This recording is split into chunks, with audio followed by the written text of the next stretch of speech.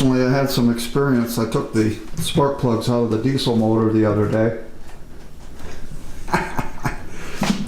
Anyways, now to do the valve adjustment, see that pencil?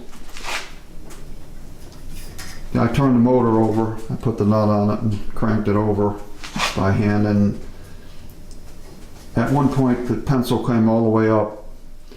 That was the top of the compression stroke, and these were still tight some.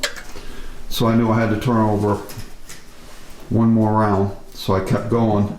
Pencil went down, pencil came back all the way up, and these are loose. That's where I do my adjustment.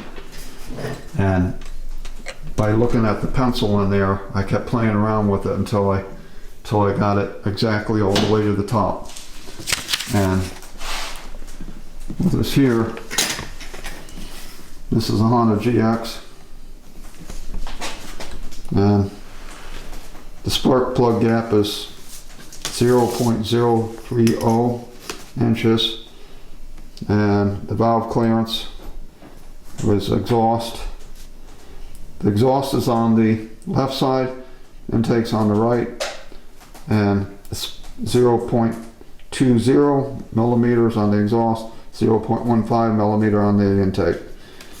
Then once you adjust that, then you still turn the motor over gently by hand and see that everything works out. So now I'm going to be using a feeler gauge and unloosening the nuts on there, the outer nut, and then the inner nut is what you adjust to get the kind of valve clearance you're looking for. I could, it's more work. See, right there I'm just tight, but not overly tight. I mean, it's just the feeler gauge, you know. And I tighten, the bottom nut is what you use to adjust that, and that's a 14.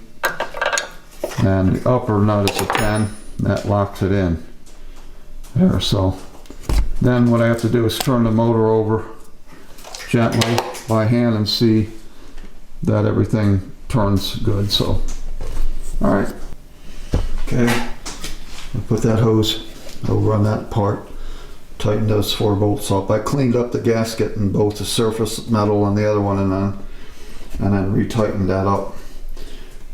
4 bolts that are 10 millimeter. Just don't over tighten on this aluminum block. You can mess things up in a hurry. Now I'm going to put the new spark plug in. I won't over tighten that.